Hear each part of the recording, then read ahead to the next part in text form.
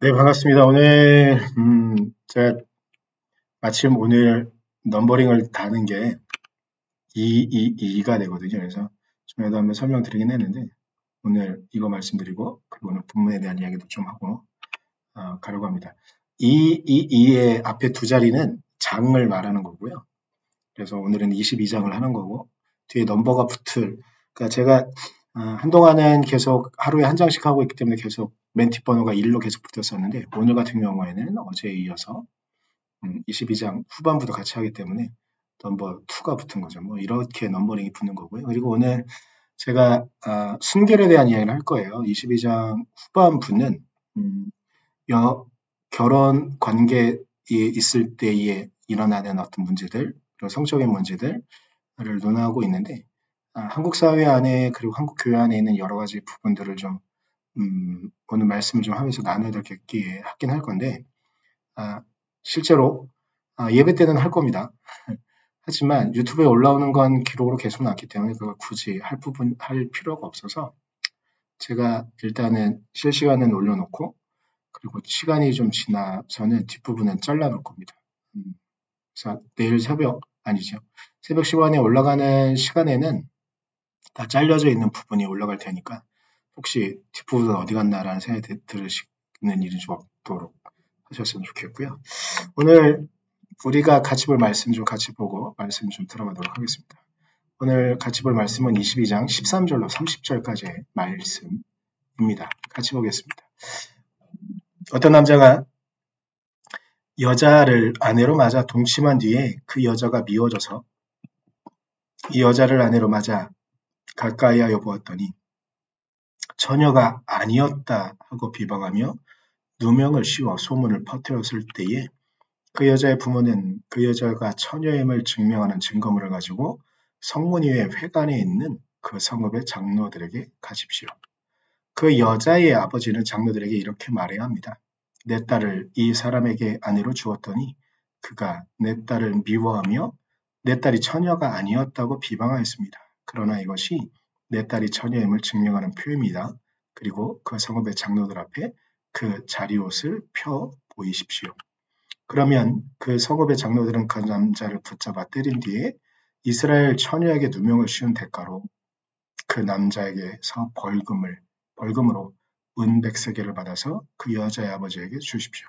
그 여자는 계속하여 그의 아내가 되고 그는 평생 그 여자를 내보낼 수 없습니다. 그의 주장이 참되어서 그 여자가 처녀임이 증명되지 않거든 그 여자를 그 아버지의 집 문 앞에 끌어내고 그 성읍의 사람들은 그 여자를 돌로 쳐서 죽이십시오.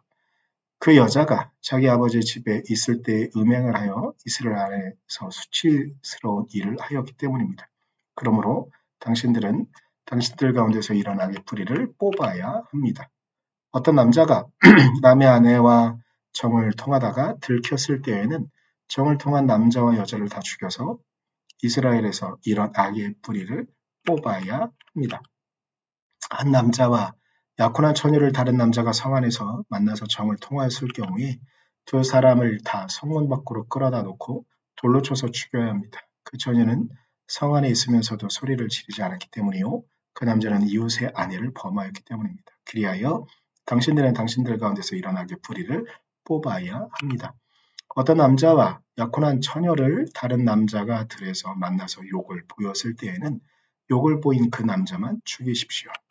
그 처녀에게는 아무 벌도 주지 마십시오. 그 여자에게는 죽일 만한 죄가 없습니다. 욕을 보인 남자의 경우는 사람이 이웃을 해치려고 일어나 그 이웃을 살해한 것이나 마찬가지입니다.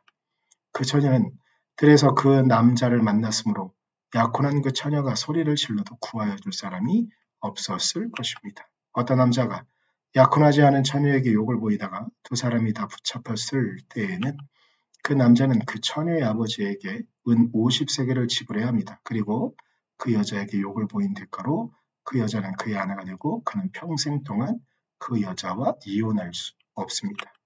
아무도 자기 아버지의 아내를 취하지 못하며 어느 누구도 아버지의 아내와 동침하지 못합니다. 아멘.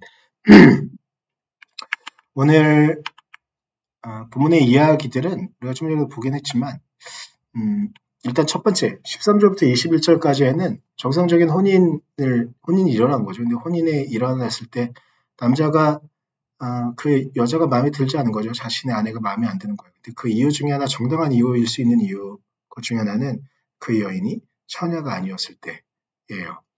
지금의 유대인들과는 달라요. 제가 좀 이따 이 부분에 대해서 말씀을 드릴 텐데, 하여튼간 그렇게 됐을 때 어떻게 해야 되느냐? 아, 일단은 그렇게 되면 신부의 부모가 나서서 이것을 해결해야 된다. 뭐 이런 설명들이 있는 부분이고요. 그리고 22절과 30절, 22절부터 30절까지에는 이제 성범죄에 대한 이야기들 좀 해요. 나열하고 있는 성범죄들의 내용들이 좀 있는데, 일단 전반부의 이야기 먼저 좀 하도록 하겠습니다. 일단 13절과 21절은 지금 시대로 봐서는 정말 말도 안 되는 이야기를 좀 하고 있는 겁니다. 그리고 지금으로선 그런데 이 성경이 이 율법이 반포되어졌을 당시로 생각을 한다고 한다면 이건 엄청나게 여성을 배려하고 있는 것이거든요. 그러니까 그 당시만 하더라도 여성은 거의 소유물에 가까웠고 한 민족 안에 있다고 하더라도 그 여성의 부모가 엄청난 재력가이거나 엄청난 정치가가 아닌 이상에야 뭐 사람 취급을 잘 못 받았던 상황이었까 얼마 전까지 조선 사회도 그랬고 그런 모습이었었으니까 그렇게 생각을 한다고 한다면 이런 모든 여성들이 모든 유대인들이 유대계 여성들이 이러한 대접을 받는다는 것으로는 당시로는 아주 혁명적이었고 당시로서는 아주 뛰어난 아주 존귀한 대우를 받는 것이긴 했지만 지금 본다면 말도 안 되는 거죠. 그리고 그냥 단순하게 1대1의 비율만 보더라도 말이 안 되는 게 이제 부정이 드러났어요. 이게 남편의 부정이 드러난 거야. 남편이 거짓말한 거예요. 그러면 이 남편은 여자의 아버지에게 벌금을 내야 되잖아요. 그런데 이게 정말 불공평한 게 뭐냐면 여자의 부정이 드러났어요. 그러면 그 여자는 죽여야 돼요. 이게 그러니까 남자와 여자를 얼마나 이렇게 평등하지 않게 전제를 하고 있는가가 여기에서도 드러나요. 그리고 이제 하나 더 말씀을 드릴게요. 그러면 지금의 유대인들은 결혼 전에 혼인관계가 없는 중에 혼전 순결이라고 좀 기독교에서 되게 많이 이야기하죠. 물론 그 혼전 순결의 뿌리가 통일교의 영향도 좀 있긴 하지만 하여튼 혼전 순결이라는 이야기를 엄청나게 강조하잖아요. 그리고 한국 사회도 그런 걸 되게 많이 강조하고. 그런데 지금 유대인들은 어떨까요? 유대인들은 혼전 순결은 따지지 않아요. 지금의 유대인들은. 혼전 순결은 따지지 않고요. 혼후 순결을 따져요. 그러니까 결혼 전에 남녀가 그렇게 뭐 하는 거에 대해서 문제를 삼지는 않습니다. 다만 결혼한 이후에 신성한 결혼의 책임을 다하지 않는 이거는 이제 남자와 여자를 구분하지 않고요. 남자와 여자 어느 쪽에 책임이 있다고 한다면 그쪽에게 아주 가혹할 정도의 뒷감당을 하도록 만드는 게 현대 유대인들의 어떤 기본적인 개념이에요. 그러니까 이 율법의 개념도 우리가 보통 생각할 때는 율법은 있는 그대로라고 한다면 지금 다 그대로 지킬 것 같잖아요. 그런데 이 혼인 문제에 대해서만큼은 제가 어제 바리새인들에 대한 이야기를 말씀드렸는데 바리새인들이 포로기를 거치면서 지금까지 이 역사의 시간들과 여러 가지 과정들을 거치면서 이 혼인 문제에 대해서 혼전 순결에 대한 이야기들은 이것이 기본적으로 하나님의 뜻보다는 남성 우월주의에 빠져 있는 자들이 하나님의 뜻을 왜곡했다는 어떤 해설도 충분히 가능하기 때문에 이 부분은 지금 그렇게 해설해서 쓰고 있다는 걸 좀 생각해 볼 것 같고요. 그리고 여기 이제 22절부터 30절까지 성범죄의 유형들이 나옵니다. 솔직히 타이핑하면서도 이걸 다 말해야 되나 싶긴 했는데 일단 성경에 있는 거니까 말씀을 드릴게요. 일단 유부녀와의 상간 이 첫 번째 나오고요. 그리고 약혼한 처녀가 있는데 이 약혼은 혼인과 거의 비례하는 거거든요. 곧 혼인이 일어나게 되는 거니까. 그런데 이 여인이 다른 남자와 상관하게 됐을 때는 어떻게 할 것이냐. 근데 또 하나의 문제가 있어요. 약혼한 처녀가 있는데 이 처녀의 뜻과는 상관없이 남자가 그 여자를 욕보였다고 한다면 이 남자도 어떻게 해야 될 것인가? 대부분 사형이에요. 그리고 또 이어서 나오는 부분은 약혼하지 않은 처녀와 상간했을 경우는 어떻게 되느냐? 이때에는 강제 결혼. 그리고 30절에 제가 오늘 심각하게 말씀드려야 될 부분들 중에 하나이기도 한데 30절 마지막 부분엔 아버지의 아내와의 상간. 물론 이건 친모는 아닐 거예요.